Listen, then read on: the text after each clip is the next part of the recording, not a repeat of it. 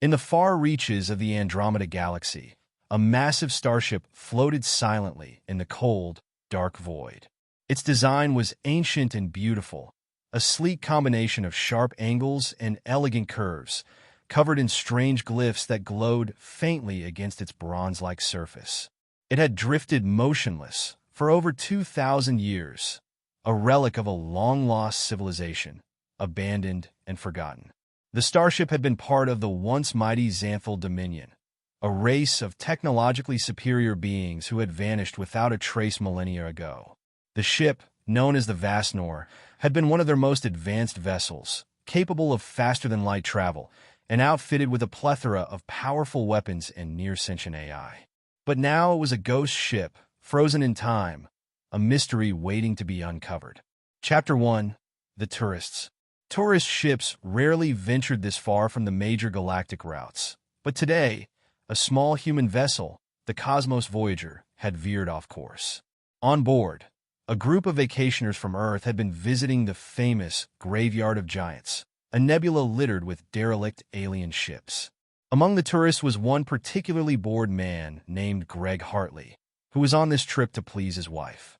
Unfortunately, she decided to stay in their cabin, suffering from a mild case of space sickness, leaving Greg to explore on his own. "Come on," Greg muttered under his breath as the tour guide droned on about the fascinating history of the nebula's artifacts. His attention wandered until he noticed something glimmering in the distance. Squinting through the observation window, he saw a massive, dormant ship. "Whoa, what's that one?" Greg interrupted the guide, pointing toward the ancient vessel in the distance. The guide followed his gaze, eyes widening. That's a Xanthel ship. We don't go near those. No one's ever managed to get them to power on, let alone board one. They've been dead for millennia." Greg's curiosity was piqued. "Do we get to see it up close?" The guide shook his head firmly. "No, the systems are too dangerous. They say there's no way to interact with Xanthel tech. Even modern science can't crack their code." Of course, that only made Greg more interested. Chapter 2. The Discovery. Later that evening, after most of the tourists had gone to their quarters, Greg found himself sneaking onto a maintenance pod with a bag of snacks and some makeshift tools.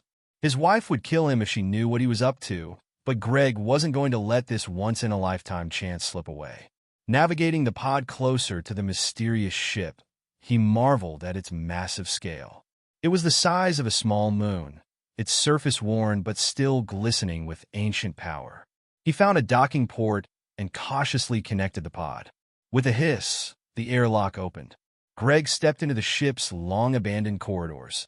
The atmosphere still breathable due to some ancient life support system that had endured the ravages of time. Strange symbols glowed faintly along the walls, and Greg felt like he was walking through an ancient cathedral. The silence was oppressive, but there was an odd hum, like the ship itself was waiting for something or someone. "This is insane," Greg muttered to himself. "You're supposed to be on vacation, not exploring haunted spaceships." After wandering through several levels of the ship, he arrived at what appeared to be the command center. A massive console stood at the center of the room, surrounded by alien interfaces, but everything was dormant.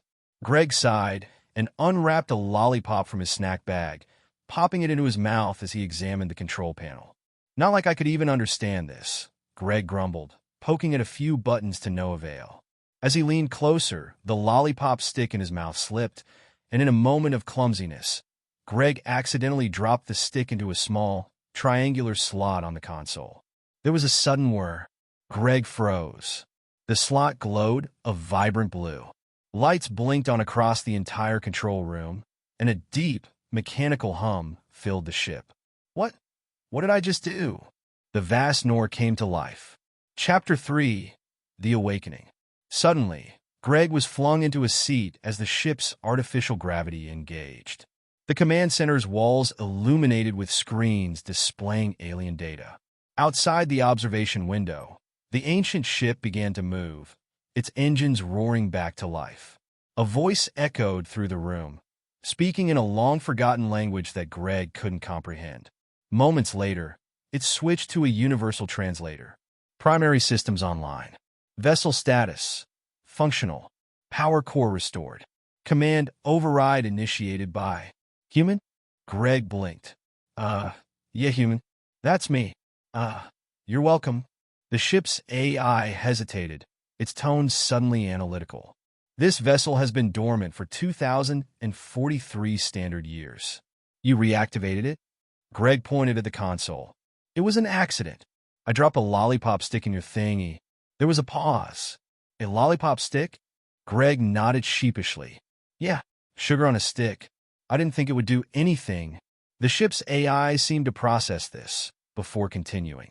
The command slot was awaiting a specific organic material to reinitialize its core. Your lollipop stick contained sufficient carbon to complete the process. Greg blinked in disbelief.